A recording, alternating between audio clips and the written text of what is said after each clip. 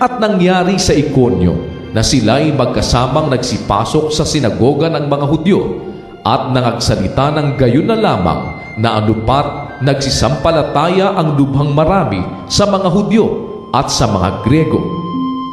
Natapwat inudyukan ng mga Hudyong suwail ang mga kaluluwa ng mga Hentil at pinasama sila laban sa mga kapatid. Nagsitira nga sila doon ng mahabang panahon na nagsisipagsalita ng buong katapangan sa Panginoon na nagpapatotoo sa salita ng kanyang biyaya na ipinagkakaloob na gawin ng kanilang mga kamay ang mga tanda at mga kababalaghan. Datapwat nagkabahabahagi ang karamihan sa bayan at ang isang bahagi nakisama sa mga Hudyo at ang ibang bahagi nakisama sa mga apostol. At nang gawin ang pagdaluhong ng mga Hentil at ng mga Hudyo naman na kasama ang kanilang mga pinuno upang sila'y halayin at batuhin. At sa pagkaalam nila nito ay nagsitakas na patungo sa mga bayan ng Lycaonia, Listra at Derbe at sa palibot-libot ng lupain. At doon nila ipinangaral ang Ebanghelyo. At sa Listra ay may isang lalaking nakaupo na sa mga paay walang lakas, pilay mula pa sa tiyan ng kanyang ina, na kailanmay hindi nakalakad. Narinig nitong nagsasalita si Pablo, na nang titigan siya ni Pablo at makitang may pananampalataya upang mapagaling, ay nagsabi ng malakas na tinig, "Magtindig kang matuwid sa iyong mga paa." At siya'y lumukso at lumakad. At nang makita ng karamihan ang ginawa ni Pablo, ay nagsigawan sila na sinasabi sa wigang Lycaonia, "Ang mga Diyos ay nagsibaba sa atin sa anyo ng mga tao." At tinawag nilang Jupiter si Bernabe at Mercurio si Pablo, sapagkat siya ang pangulong tagapagsalita. At ang saserdote ni Jupiter na ang kaniyang templo ay nasa harap ng bayan, ay nagdala ng mga bakat mga putong na bulaklak sa mga pintuang daan at ibig maghaing kasama ng mga karamihan. Datapwat nang marinig ito ng mga apostol na si Bernabe at si Pablo, ay hinapak nila ang kanilang mga damit at nagsipanakbo sa gitna ng karamihan na nagsisigaw at nagsisipagsabi, "Mga Ginoo, bakit ninyo ginagawa ang mga bagay na ito?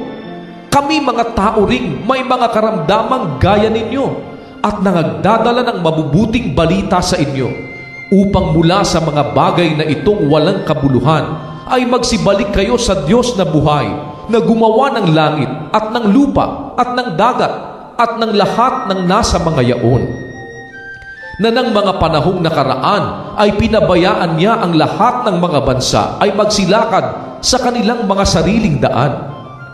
At gayunman ay hindi nagpabayang di nagbigay patotoo tungkol sa kanyang sarili, na gumawa ng mabuti at nagbigay sa inyo ng ulang galing sa langit at ng mga panahong sagana na pinupuno ang inyong mga puso ng pagkain at ng katuwaan. At sa mga pananalitang ito ay bahagya na nilang napigil ang karamihan sa paghahain sa kanila.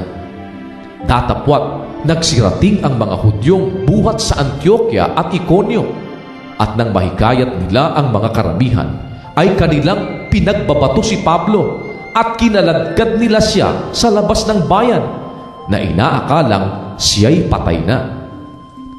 Datapwat samantalang ang mga alagad ay nangakatayo sa paligid niya, ay nagtindig siya at pumasok sa bayan, at nang kinabukas ay umalis siya na kasama ni Bernabe na pasa Derbe.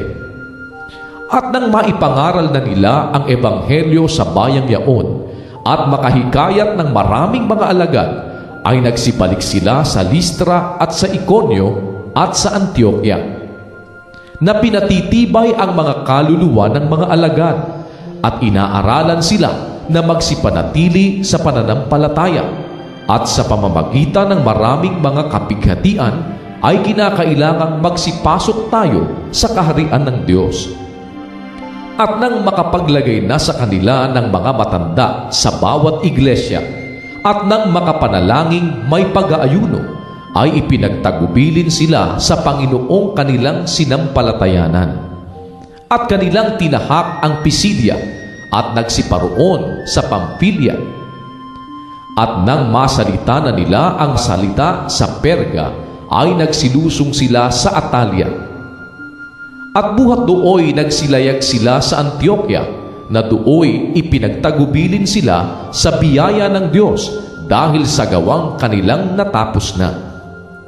At nang sila'y magsidating at matipon na ang iglesia, ay isinaysay nila ang lahat ng mga bagay na ginawa ng Diyos sa kanila, at kung paanong binuksan niya sa mga hentil ang pintuan ng pananampalataya. At nangatira silang hindi kakaunting panahon na kasama ng mga alagad.